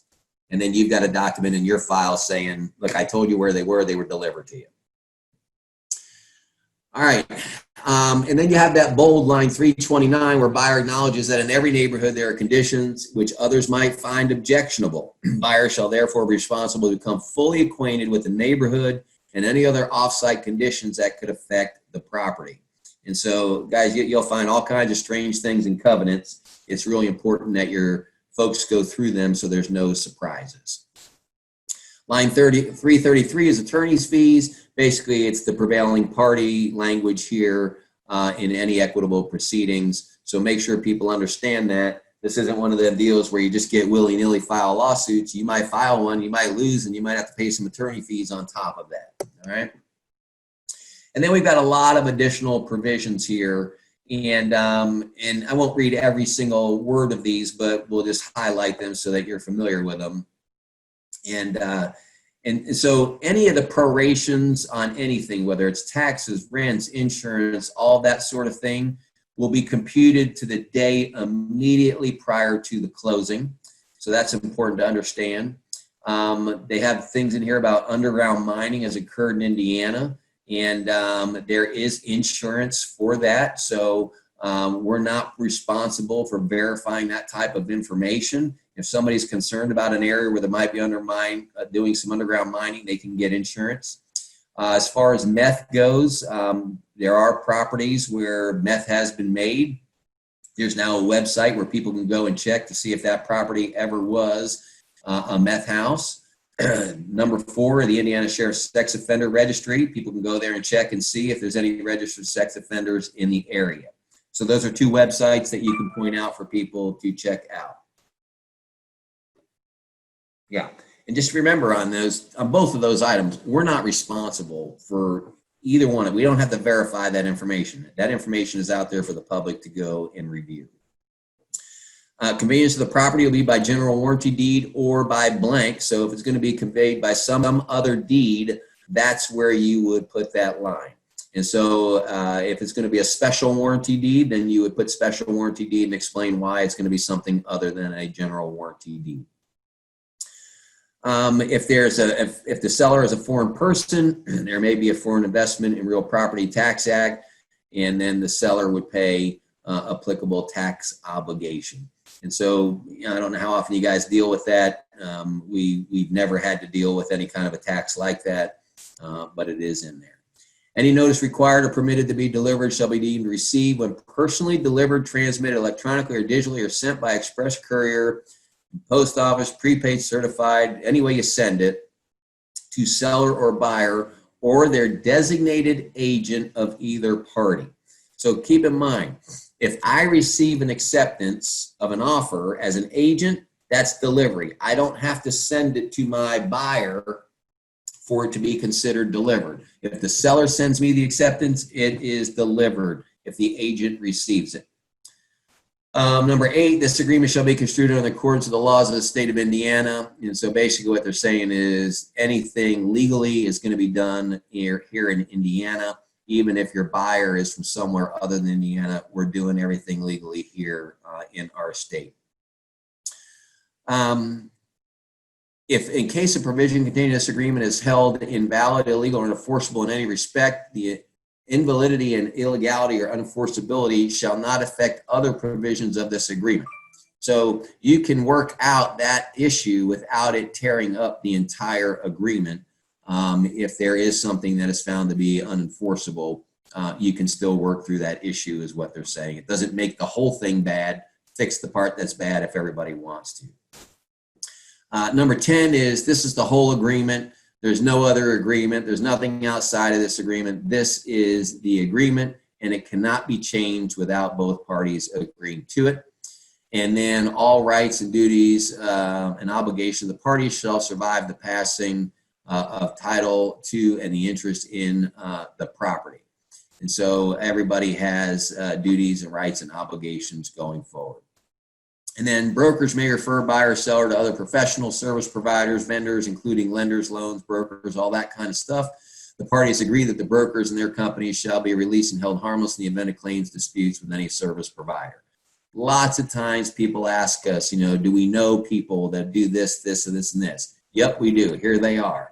If you go and use them, it's the buyer's obligation, the seller's obligation to do their due diligence on those people to make sure that's who they want to use.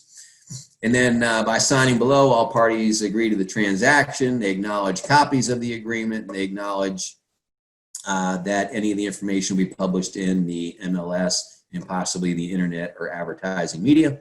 And any amounts payable to the party by the other on behalf of the other party shall be owed until this transaction is closed.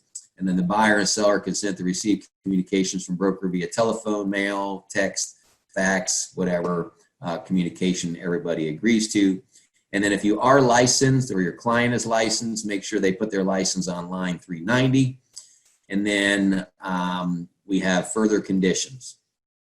Again, please remember what I said at the very beginning of this. Under further conditions, we're in a scenario where do not get legally wordy. This is for simple things. This is not for life estates. This is not for deed language. This is not for any of those kinds of things. This is for very, very simple items that everybody can agree to. Gives you the opportunity to consult your advisors, whatever advisor you might think necessary to consult with. It gives an acknowledgement for whether it's a limited agency transaction. If it is a limited agency transaction, you are disclosing that not only here, but I'm also hoping it's in your office policy form that everybody is signing, authorizing the limited agency as well. You're giving the expiration time frame on line 414. That's how long you have to respond. And then all the forms and amendments on line 418 are just saying are included in this, and all the parties to it, that electronic and digital transmission of signatures constitute original signatures. And then you got an opportunity to accept it, reject it, or counter it. So folks, that is our now glorious 8-page purchase agreement. when I started, I think we were probably at 4 or 5 pages. I'm not sure, Brian, when you started, how many pages there were, but I think it was 4. yeah, but the legalities have really added a significant amount, but it's also cleaned a lot of things up, and I think it's a lot more clear for people what they are getting into. So with that, we still got about another 12 minutes, and if we need to do this again on other types of forms, we can, but are there questions that we could talk about regarding purchase agreement that you have, that you thought of, or just anything regarding purchases and negotiations of the purchase agreement and items? Be more than glad to answer some of those for you. I wanted to talk about the covenants that you just hit on. Yeah. I got a text here about the time frame. Well, first off, if you're a listing agent, you want to make sure that you do this, because that, a lot of times people have used that as an out in a contract with the buyer because the listing agent never delivered them. But secondly, a lot of times when they put in there like 7 days to get them, 7 days to review them, 7 days to do things, that gives like 21 days for these buyers to have an easy out. So this is actually that's a good point, Brian. Yes. What I always want to make sure happens is, in my mind, it should be no longer than the time frame for the inspection period.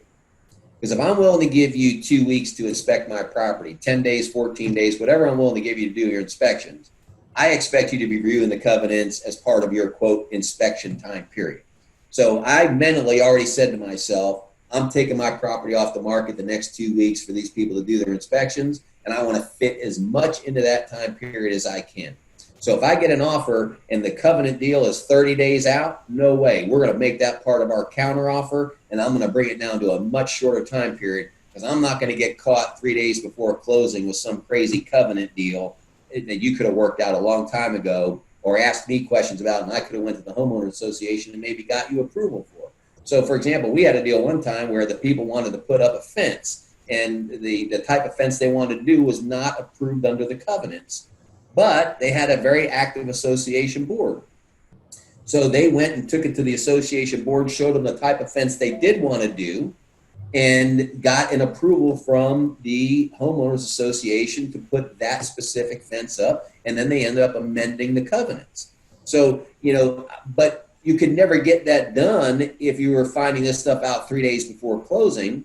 But if I find out in the first 7 to 10 days, I've got some time to maybe work that out with you and keep this deal together. Sure, that makes total sense, doing it within the time frame of the inspection period. Perfect. So yeah, so I just wanted to make sure everyone was aware of that they need to look at that if they get an offer on one of their listings, and see what these time frames people in, and make sure you're paying special attention to that. Absolutely. Let's see here. Is it necessary to have the limited agent form in zip form signed by all parties, or is the PA and office policy sufficient? For me, the office policy and the purchase agreement is sufficient.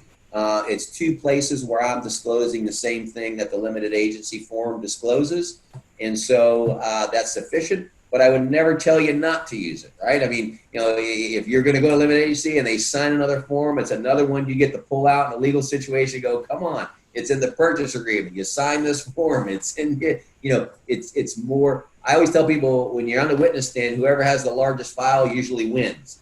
And so, the more you can have like that, the better off you have. I agree on that.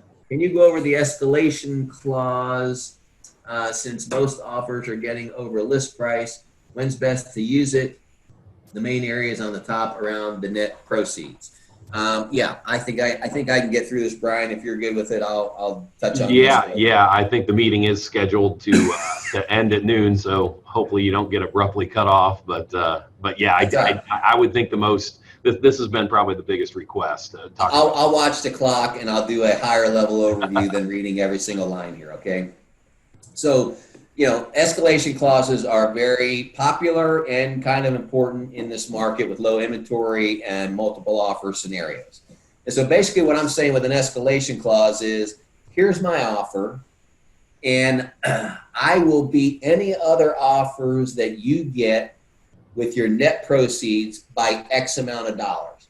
So if in the escalation clause, I say I'm willing to be escalated at $500 a clip, then what that means is when a seller puts their purchase agreements next to each other and their net sheets next to each other, if buyer number two's net to the seller, let's say, is $10,000, then I'm willing to increase my purchase price at $500 increments to make my net better than what the second purchaser offered. So my whole increase is based on the net at the end of the day. So it's all about net proceeds. It's not about top line purchase, because the reason it can't be about top line purchase is there may be other things that are asked for, like closing costs. So I might say, I'm going to offer you $100,000 with $2,500 in closing costs. The other people don't have any closing costs in there, so their net's already $2,500 better. Well, guess what? I'm going to go up to 1,025 now on my escalation plus $500, because I got to make up that when they're escalating me, I got to make up that $2,500. Plus, I told them I'd go $500 better. So the whole concept of escalation is I'm escalating to beat their bottom line net. And then here's my cap I'm willing to go to. I'm willing to go to 125. So if they're in an escalation clause and I'm in an escalation clause, we're going to keep both getting bumped all the way up. And I hit 125 and they were willing to go to 126 and their net's better, they're going to get it. If my net's better at 124, I'm going to get it. And so that's how the escalation clause works. It's based on net dollars. But this is something that I really got to reiterate on this escalation clause deal. Just because your escalation clause might give you a better bottom line net, that does not mean you automatically win the deal and get the deal. You could have a better bottom line net than offer number two, and they still take offer number two. And the reason they might take offer number two is because other terms that weren't financial were better for them. So for example, in our area, I told you guys, we do 30 days after closing as a norm around here. Well, somebody might have said, offer number one might have said, I want possession day of closing, and my net's 500 or 1,000 higher, but offer number two said, I'll give you your 30 days. And so they're like, I'll take the 30 days. I could care less about that $500 extra. And they took offer number two because terms were better than what the escalation was. So the escalation is you're hoping that all the other terms and conditions that you've put in your offer that are not financial, you've done a great job with your buyer saying, what's the best offer we could put in? Did we not ask for a home warranty? Did we not ask for days after closing for possession? Did we tell them we take over the taxes in the spring versus prorating the deal? So is one cash versus loan, right? All those things come into effect that are outside of true monetary aspect. But assuming you put your best foot forward in all those other areas, then chances are your escalation is going to get it for you.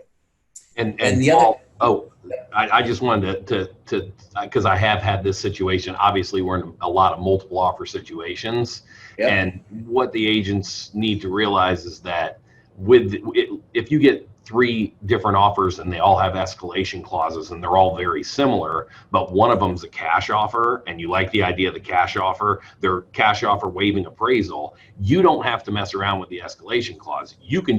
Your buyer can just say, just tell them right now, we got all these escalation clauses going up to 235 and who knows, but whatever. You can say, you can just counter the cash offer and let's say counter them for 232 cash.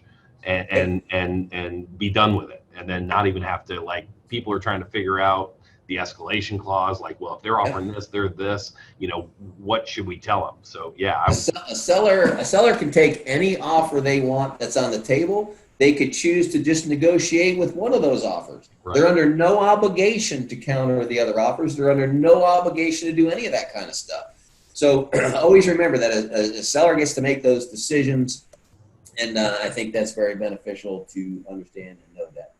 All right, 2 minutes left. So that's a high-level overview of the escalation, but I think it got the point across. Any other final questions that we could answer for you? I think we're about ready to get cut off. I do want to say, Paul, thank you very much. This has been very helpful. I'm sure everyone learned a little something here for sure.